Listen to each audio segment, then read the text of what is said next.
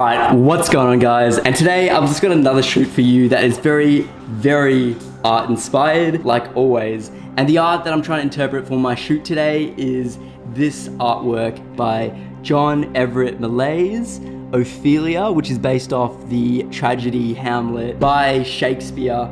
And I've always wanted to do a concept like this, especially in this environment with these colors around and the overall concept involving a subject in the water as well. And I think it would be pretty cool to experiment with lighting for this one. With this environment, it could look very surreal, look very cool, very dramatic. And the tones and feelings that I want to try here is especially grief, melancholy, and overall the vibes of tragedy as well. And I think we can definitely hit that for this shoot, but I'm very excited to get started. For this shoot, we'll be shooting on Cinestill 800T in 120, and we'll be using the RZ67 Pro 2 paired with the 50mm Secor, which is I think 24mm 35 equivalent, which is pretty cool. We'll only be shooting in portrait mode with the prism as well. And yeah, we'll see you guys on the field. Sweet, so now we're here at the location. We've got Bernini over there who will be our subject for today. And we also have lighting as well, the Amaranth 660C, Ray 660C, and the Fresnel on there. And we'll be shooting some 120 film, Cinestill 800T, and this new film I got, which is the Alien film, which is black and white film, which will be exciting. Yeah, let's do it.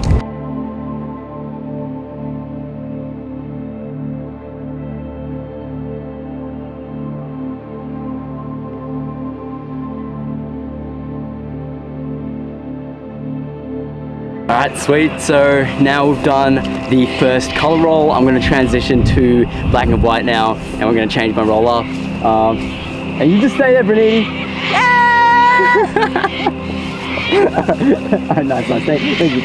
Alright, sweet. So I'm just going to change my roll now. Make sure the roll's all done. Sweet. And then put the back.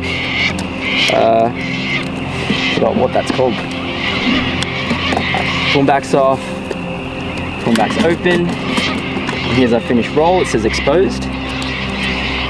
Just so it makes it easier for the film developers, you want to fold this in and pop that in right there. Give this a lick. If you've ever sent a letter, same thing. It's not weird. And cool. It's got my little baggie with my washi tape. I don't know if it makes it harder for the film developers to unwind this with the tape on, but I get a little bit paranoid because a couple years ago I didn't tape it and all my rolls became blank. I did get a refund though, which was nice, but I think it's because this didn't stick properly. But yeah, got that in, that's done. Alien film, this is rated for 250 ISO. But I'm going to shoot it at 200 with my light meter. Or if I want to push it, but I don't think I want to push it. I just want to film at 200. Blasting with the 660 there, I think there'll be enough exposure, and I'm not going to be worried about too much of the environment. I'm going to be shooting top down. So the only thing that will be exposed is Bernini, and I do like that contrast with her, and the rest of it just black. But we'll see how it turns out, because I think this is the first time I've shot black and white on 120, so you'll see how that looks. Maybe, we'll see. We'll see if you see. Oh, there's silica gel in here. I've never seen that before. Maybe this came overseas or something. Somebody write in the comments. Please tear, do not peel. How do I... Here it is. Please tear, do not peel. How do I... Oh.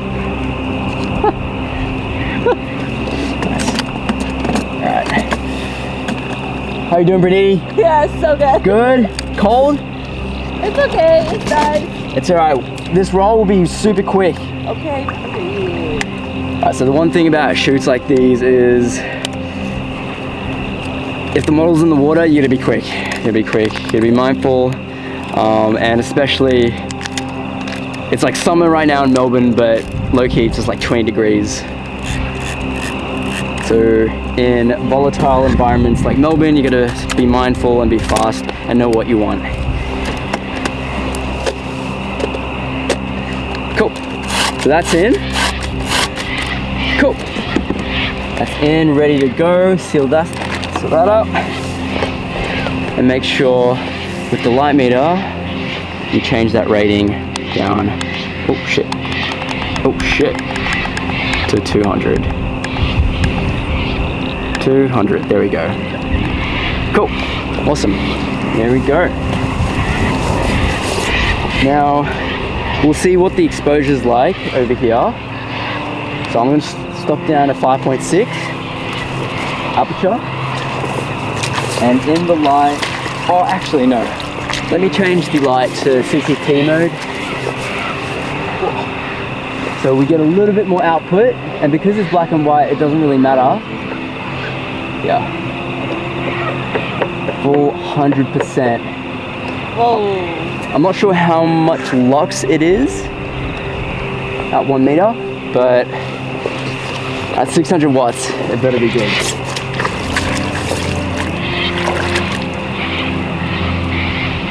Oh, beautiful. So ISO, 200 ISO is 1/60, which is enough for handheld. I think my golden rule is 1/15 is, you're pushing it, but it'll work. So 1/60 is more than enough, and I am going to overexpose by 1 stop as well, just in case.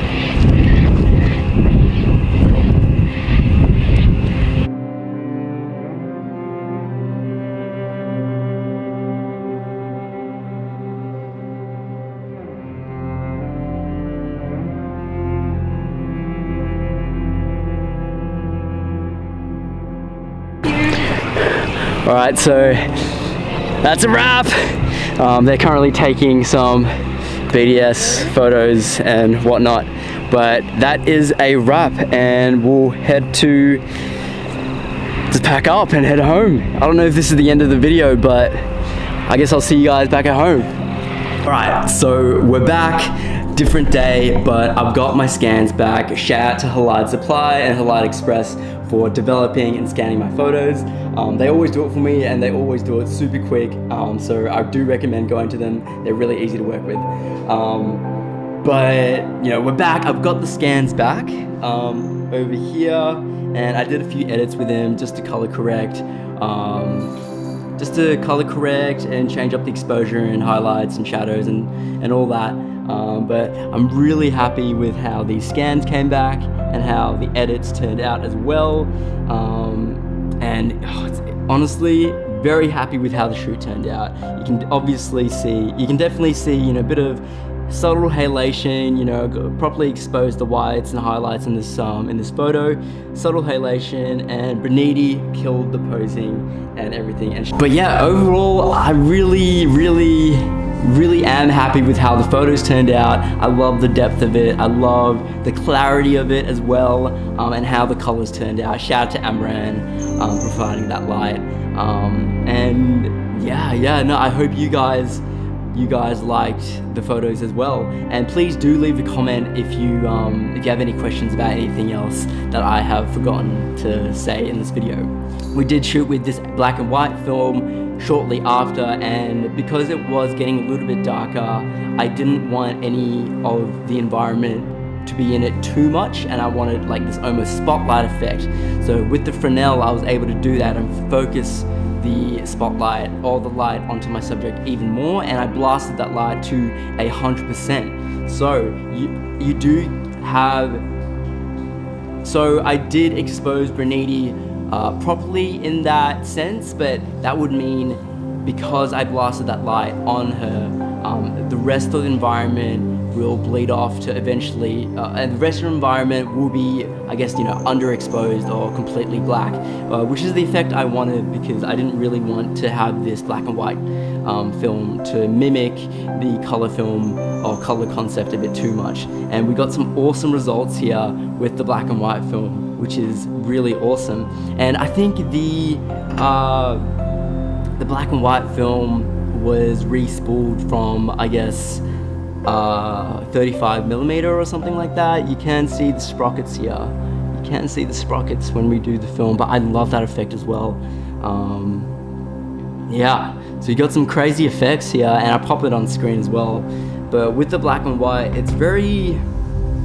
This is one of the first times I've shot with black and white on 120, so seeing how the contrast is and the colors are, seeing how the contrast is and the blacks and the highlights, how they work, it's very interesting. Usually I have to think about the different colors and I guess like the exposure levels of those colors, but with black and white, it's very straightforward. And I guess you do, if you want to go a bit more technical, you can think about the colors and, you know, the red wavelengths and yellow and blue wavelengths and how they affect light in that way, relating to black and white. But for this shoot, I was able to just expose how I usually expose and, you know, get these awesome effects and awesome black and white photos. And it almost looks like it was shot in the dead of night, but I basically shot this just before sundown, so maybe like golden hour and blue hour, which is pretty awesome. Yeah, I've got a lot to learn shooting black and white, but I'm really happy with how these turned out. And I hope you guys like these photos as well, and hopefully I can make more videos about my process and everything I do and the gear that I use in the future. Hope you guys liked the video, and yeah, take care.